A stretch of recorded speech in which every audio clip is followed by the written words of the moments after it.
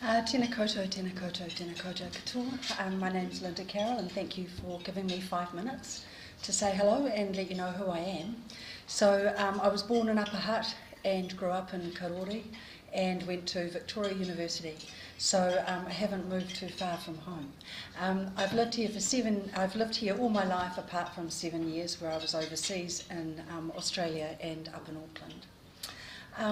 In terms of who I am from a career perspective, I started out my working life in the public sector and was lucky enough to be around at the time of the State Sector Act and public sector reform.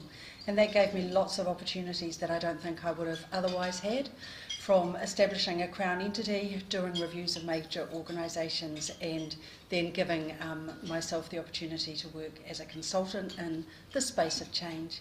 So I've worked as a consultant for an international company for a number of years, for DDI out of Pittsburgh, and I led their New Zealand team, and then I established Carroll Consulting, which has been going for 20 years, and we align strategy, culture and performance, often in the area of change. So enough about the work. Me personally, what keeps me sane is singing, so I spend a lot of my time singing. I belong to 3 groups. Nota Bene, which is a chamber choir, and I was chair of Nota Bene for 5 years. I stepped down at the beginning of this year. I sing with Doubtful Sounds, which is a group that sings more popular music a cappella and is led by Brian Crump from Radio New Zealand, and the last group is a band called the Kilburnie Project. In addition to that, I make jewellery and love the opera, which was mentioned at our 5-minute speech last week, and love travelling, hiking and design. The thing that probably I spend a lot of time thinking about is the future of work and the impact that this has on our organisations as we're moving forward, and what it means in terms of our responsibility as employers in terms of creating the right environment for attracting young people to our organisations, and how do we retain them and how do we prepare them for the future, and how do we ensure that we meet the needs of multi-generational workplaces, which is, I think, another challenge. So I do reading about that. That's something that interests me. Finally, in terms of myself, I also have a background in governance. So I've got 17 years experience in governance, from chair of the Childcare Committee and Board of Trustees through to being on the board of the orchestra and leading NZIM. And I can see some of my fellow board members around the room, so that's lovely. In terms of how I might be able to assist with Rotary, I'm really interested in seeing the strategic plan. I really believe in what you do, and having been involved leading membership organisations, I'm really interested in seeing what your membership value proposition is, and understanding the demographics of Rotary a little bit more, seeing where there's gaps, whether we actually are hitting the mark for our 35 to 55-year-olds, and seeing how we can increase that membership if necessary. So that's me. Thank you.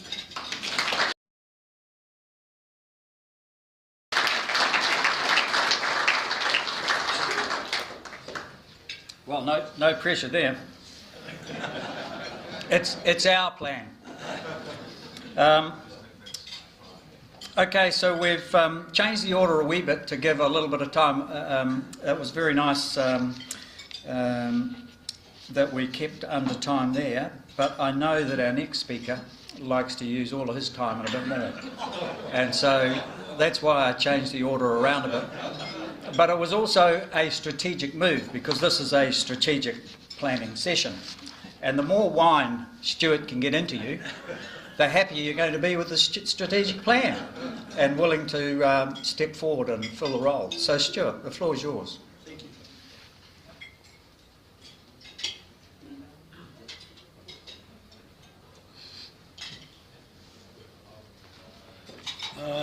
President Peter, guests and fellows,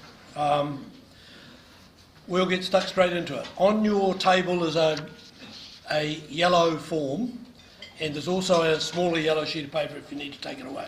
The yellow form is actually where you register, or on the website, but it's actually easier to do it here, to go to the wine auction in the evening, and there's a lot of confusion. You need to understand very clearly that it's not a wine tasting evening. Now, I have Peter's permission to invite Rebecca, and there's a seat for you right here, Rebecca. Come and join in this. Yeah, Peter will need a lot of help. And the other person who's a bit of a wine buff in his own funny way, without too many people knowing it, is Lance. And we've invited Lance to come and join us. And Lance can sit right here too. And it's your job to help Peter make sure that his table wins the competition. Now, in front of you is a piece of paper which says do not remove until the sergeant session. So if you lift that up very carefully, and there's a little sample glass for each of you under that. Now, there's no compulsion to drink. You don't actually need to drink the wine to be an effective member. There's nothing to stop you drinking it, but if you're a teetotaler or you don't want to drink alcohol in the day or anything, that's fine. You do it. You actually do more evaluation of wine with your nose than with your mouth, but you start with your eyes.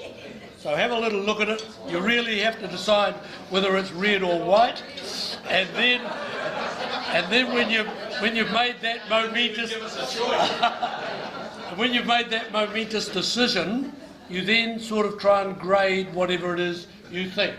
When you have a taste, I would suggest you actually try and throw it up into the back of your mouth, just with the tip of your tongue. We'll try and get it up into the back of your mouth, because you get a much more intense flavour there.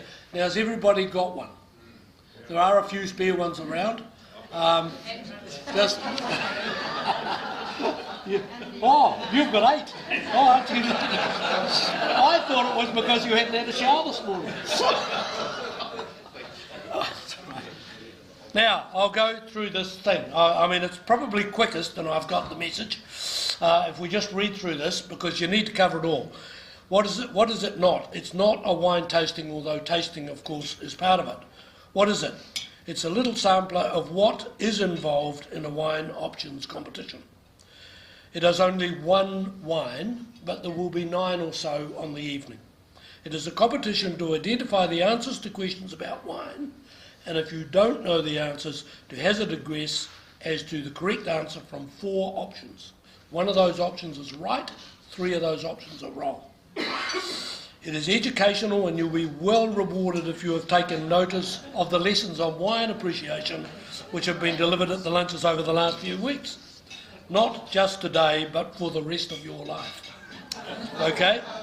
How does it work? Your team, which is your table, decides a team answer to the question about the wine which is in the sample glass on your table. Look at it, smell it, taste it. And question 1 is, the grape variety is commonly called Chardonnay, Riesling, Sauvignon Blanc or Pinot Gris. Now, it's got to be one of those. Your table, and if you're really competitive, you don't let the other tables know what your table is deciding. You think you've got it right and they'll get it wrong. But your table has to decide what it is, right? We're operating today on an honesty scoring. Now, we can never do that at the main wine options competition because they all do their best to get points they don't deserve. But this is an honesty system. You must, as a team, agree your answer. If your team gets it right, you get 5 points. If you get it wrong, you get 2 points. Now, somebody at your table has to be nominated as the scorekeeper. Okay?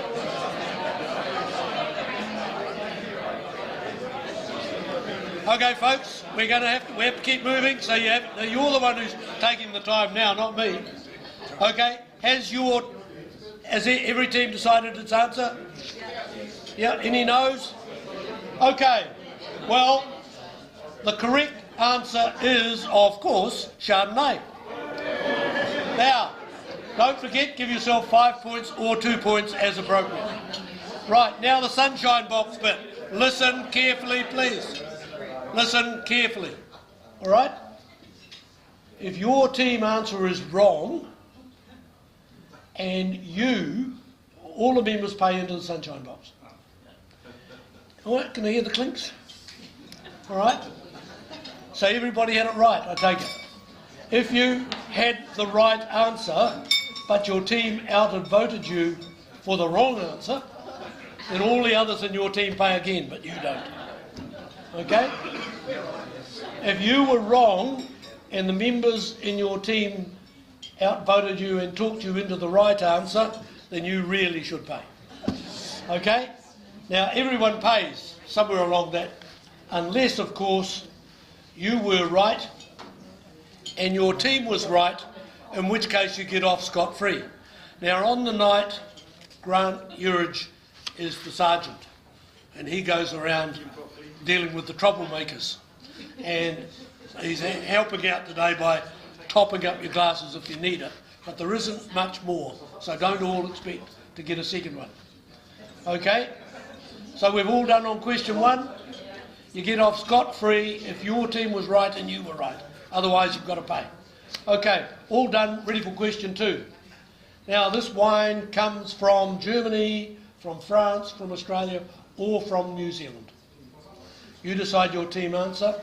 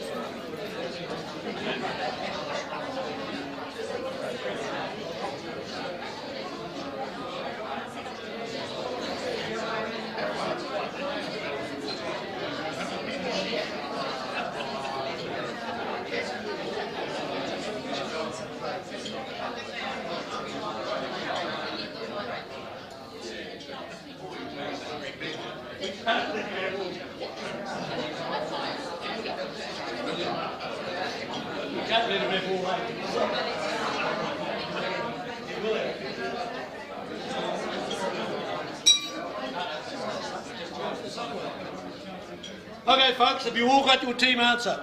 Is there any team that hasn't got their answer? Right, the answer is New Zealand. Okay, now just by a show of hands, how many teams have got 10 points? All of them. No, how many teams? Is it the truth? Okay, now the sunshine bit again. If you got the answer wrong, pay. If your team got it wrong, pay. If you got it right, but you couldn't talk your team into it, maybe you should pay again. If you were wrong and the members of your team outvoted you for the right answer, though, you really should pay. So if you were backing the wrong horse, okay? So away we go. Are we all ready for question number 3? Okay, question number 3 is, how old is this wine? Okay, now it's a good range there. If you'd read up your Chardonnay instructions, you shouldn't have any trouble working it out. Who studied the Chardonnay instruction sheet? Anybody? Anybody? Nobody. Waste of time. Stuart, this table's cheating. Why? I have no idea. We paid it off.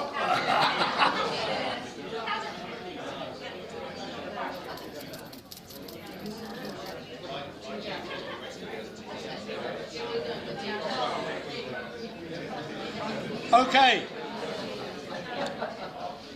Have you got your team answer? Yes. Everybody? Anybody hasn't? Right. The answer is 2010. Okay. Now you're keeping your scores. Anybody got 15? Oh dear, oh dear. Okay. Using your 2 men to buy old wine. We now go on to question 4, please, Patrick. Now, where does this wine come from? You know it's in New Zealand. You know that it's Chardonnay. You know that it's 10 years old. Does it come from Central Otago, Marlborough, Hawke's Bay or Gisborne? Very big range. All right? It is actually, and when you know the answer, you'll be able to work it out. It is actually quite difficult to work out in a wine tasting the answers often, but once you know the answer, you say, oh yes, of course. So I know the answer, so I can off yes, of course. But it's your job to sort it out. Now this is very important.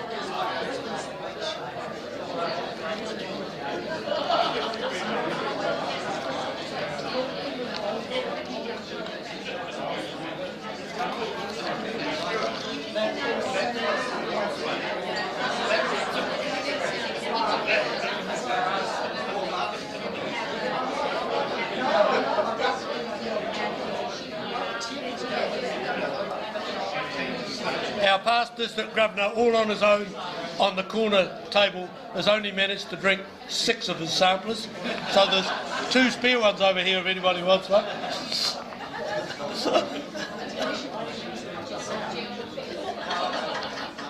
And I take it that you ladies have drunk all of yours.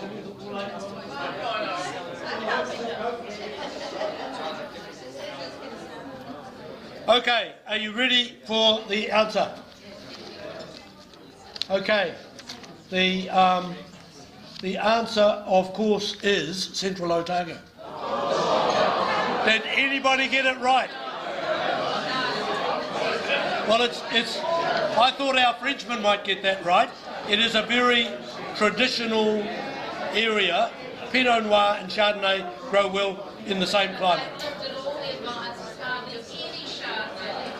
Well, you may take the cover now off the bottle of wine and check that I got all the answers. Well, according to the label, I did anyway. Who put the label on? What nondescript label is it? That you've got one up there. You got one? You got a bottle, Grant? Oh, where's the other one? Oh! Okay. Even drinking it all didn't help. All right, folks. Anybody get 20? Oh well, there's no prize. You were going to have the one that was left over, but I think Peter's drunk all that. Our table got 9, and Lance and I have both agreed that we want neither of each other on our teams.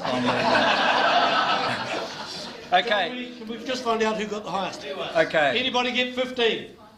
Any advance on 12? 9. Anybody get 9? 10. Somebody got 10? Very good. Okay, well you're halfway there. A little bit more practice and you'll get it right. I think Kerry's table won one year too, didn't you, Kerry? Yeah. So. Oh, when you're the chair, is that what happens? Oh. Okay. So everybody, you can see how much fun wine options can be.